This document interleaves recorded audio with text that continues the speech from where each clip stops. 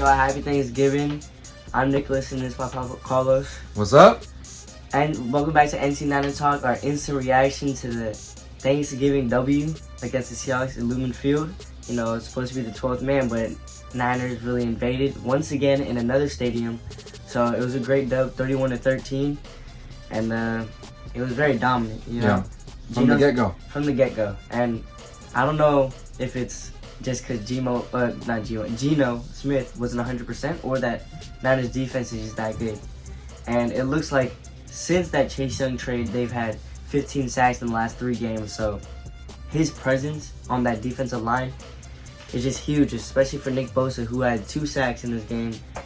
It felt like every time Geno Smith got sacked, everybody was there. Yeah. And everybody got half sacks and another half sack.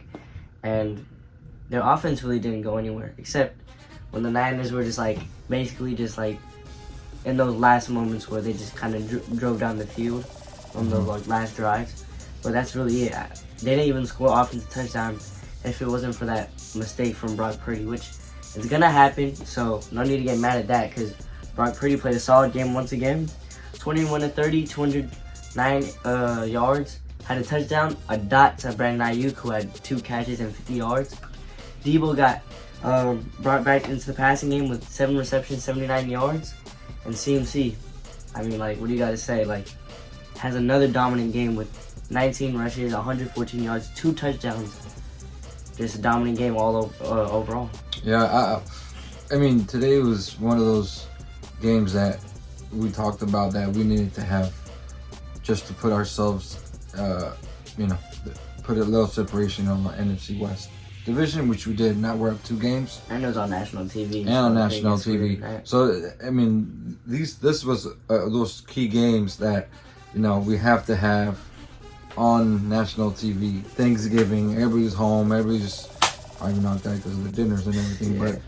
But it was very important for us to have this game, and we started off hot, and we said we needed to start hot.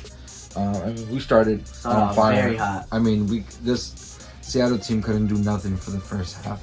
I mean, like you said, they had like negative yards, and we had almost 200 yards already. If it wasn't for that kick return, yeah, they would have had 0 points. I feel that that's something that we need to kind of pay attention though. The remaining of the season is special teams coverage.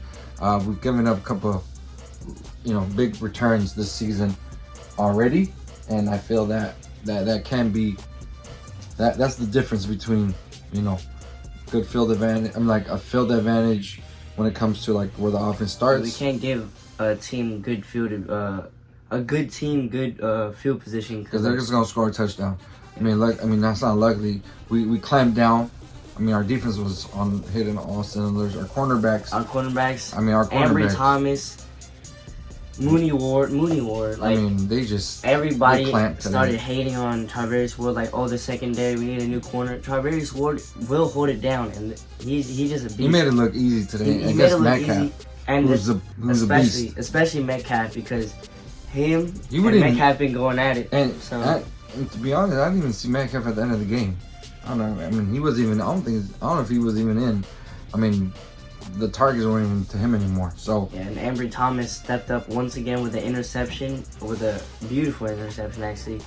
And speaking to the special teams, George Odemar, like our Pro Bowler, is probably out for a season-ending bicep injury. So not really. That's not really good at all for our special teams. Because our special teams is, that we're giving up pretty good returns for the other team, which George Odom is a leader and led the league in tackles on special teams and was a Pro Bowler for us for special teams. So next man up. Next man up. So you gotta have that mentality, which Jair Brown stepped in for Ufanga. Yeah. Didn't skip a beat this defense. So I mean, this Jair coming into the game, like it didn't affect. Yeah, our defense was hitting all cylinders, and again, like you said, Chase Young has been playing with us, our defense has been playing in like a whole different level. You know what's crazy? I checked the stats. I didn't even think he had a tackle. Who? Chase Young. No. I didn't really see him wreck the game like he's been in the last few games. No, it's just, you know what it is. It's just his presence, just like we say with Debo and Trent Williams. Trent Williams is a beast. And this game especially, they ran to the left so many times, and that opened up so much stuff for CMC. And with CMC and Trent Williams blocking, and CMC knows how to read it so well. It's just an outstanding duo, especially with like the fakes on that first touchdown with Debo. You see CMC motioning, and then the whole defense get distracted by CMC, and then Debo walks in for a touchdown. This presence of Debo, CMC, Ayuk, Kittle, Juszczyk can be a weapon, and Elijah Mitchell was used. Juszczyk was even used today. Elijah Mitchell was used a pretty good amount. Had a lot of. He ran really well. A lot of good runs. So, Juwan Jennings had a big play on a third down to set up a touchdown.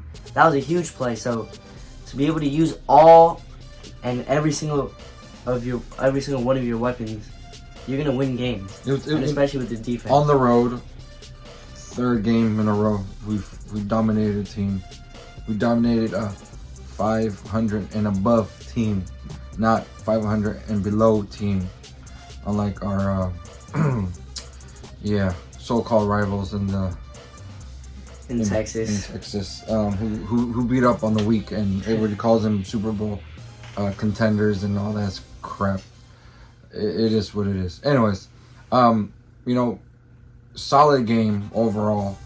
Offensively, I wish they could have come up with more touchdowns in the red zone instead of kicking field goals. Kyle Shanahan today was a little conservative, and a lot, especially like with screens. Like they weren't really downfield today. But I think they were up. I think he was just trying new things. I'm hoping that's what it is, because they could have blown this game up easily. And it was still 31-13. Yeah. So think they about that. They blew him up, and they could have blown this game up way more. And I know Kyle Shanahan, he may be trying new things, and if they're gonna blow teams out like that, I don't care if he's gonna be conservative. If they win the games, if they put points on the So if Kyle Shanahan is gonna, like I said, we could have blown this game up earlier in the game and just blew them out. But I think Kyle Shanahan was trying to do new things. And that's the case, like you were mentioning. It's all good, but I think we need to come out with touchdowns against better teams, and I think we will. But at the same time, our kicker does need practice, and he's kicking on the road. It's on the road. I mean, it doesn't matter. In a loud environment. And he was. They weren't long field goals, but he was perfect today, which is good. That's more confidence for him. And then it's gonna get tougher per se in the next few weeks. You have quote unquote on the sheet, just a few games, tough games per se on straight birds. It's just we got the Ravens, and we have the Eagles. The Eagles, of course. Next week. A big one. That. And then we got Seahawks after that. But other than that, today was just it's like we've been saying, when they're healthy and they're hitting all cylinders, good luck to any other team that's going to beat us. Especially with the addition of Chase Young and Randy Gregory is making an impact today, and just CMC he's just a threat everywhere. So it's very difficult to stop this team. Just gotta stay healthy. So we were, they've been all these chatter on Purdy, right?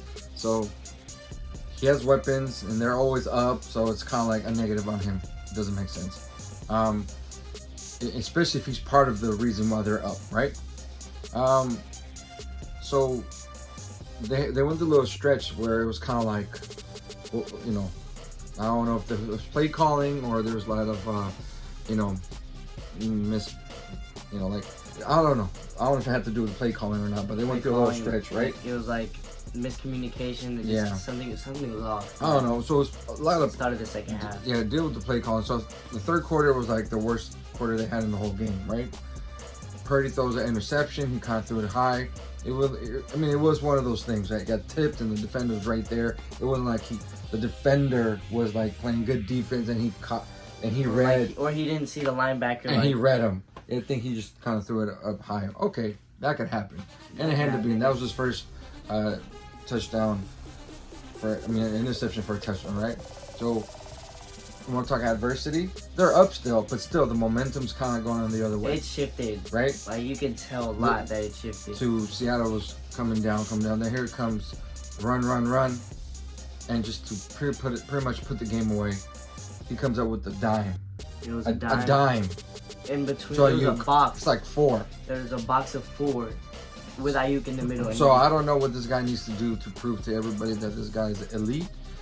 Right now, we're not talking about elite as the... He's not elite like all-time quarterback. No, he's playing elite football. He's playing elite football this season up to now. This season up to now, he's playing elite. He's probably he should be considered in the top 10 quarterbacks without even a hesitation. That's why if you're, say, you don't even know who it is. If someone is your leader in the QBR, completion percentage, passer rating, and then they would be in the MVP consideration. Easily. And then pass per attempt, he's won. They'd be in it immediately. They'd probably be number 1. You know what it is, though? It comes down to the name. It comes down to who he is. If they didn't look at his name, I've never heard, okay, of a quarterback that's considered elite, MVP, that's playing great, that has crazy stats, be judged because of the weapons he has. All right. So when the last MVPs have been quarterbacks, all these quarterbacks have had weapons, right? I've never heard of anybody saying, "Oh, well, he can't be considered MVP because he has great weapons." All right? Yeah. No, they look at their stats from just simple stats: touchdowns, QBR, rating, this, all that stuff. And Purdy is winning football touchdowns games. And interception ratio. So, and who have they been, right?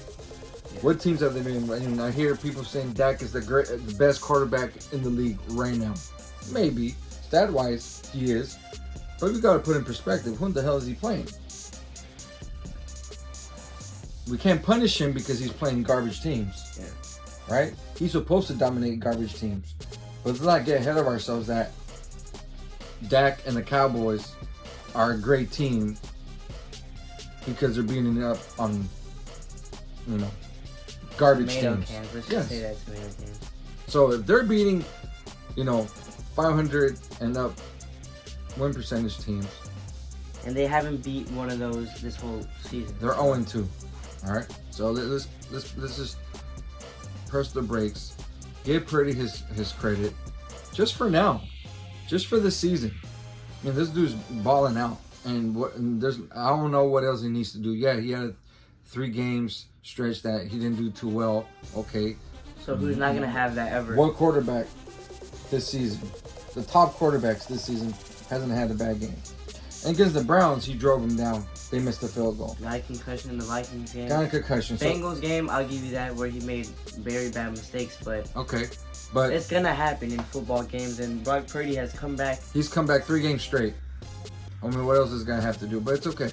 At the end of the day, but if he ends up going undefeated the rest of the season, they're still gonna knock on him because he has the weapons. It makes no difference. You know what? It's fine. He doesn't even care because at the end of the day, what matters is the wins. If anything, it drives him. Yeah. That's what CMC said, that he gets mad when he hears his criticism, and he proves them wrong. And if Purdy goes down and gets that ring, I don't know what people are gonna say at that point. Yeah. And I feel he's gonna silence the critics, not completely, but next week in that game. Man, you know what? Again, I've told you this from the beginning. He's playing with house money. If he's good, he's not even supposed to be good, right? If he sucks, he's the last pick in the draft. So he's playing with the house money. So he just needs to go out there, continue what he's doing, and just ball out. All right? Yeah. So, like today, CMC, Ayuk, Kittle, Debo. I mean, it's just fun to watch them when they're playing like this, and the combination with the defense. They just fly. They fly everywhere. It's just gonna be hard to stop them if they're playing at this level. I mean, if they're not tackling, if they're not getting to the quarterback, this is going to be a long day, as you know, which we saw in the 3-game losing streak. Yeah. So it is what it is. Thanksgiving W, and then on to the Second next seed bird. now. We're second seed. Second seed. On to the next bird. The Eagles. Can't wait for this NFC Championship rematch. It's gonna be one to watch. Get your popcorn ready. It's gonna be a crazy one. And then I know we said we're gonna have a special guest for the Seahawks preview, but we will have one for the Eagles one. Yeah. So stay tuned for that. And let us know what you think. Let us know what you think about the game, and let us know what you think about the season overall. Just whatever you guys want. And let's go Niners, baby. Let's do it. Niners.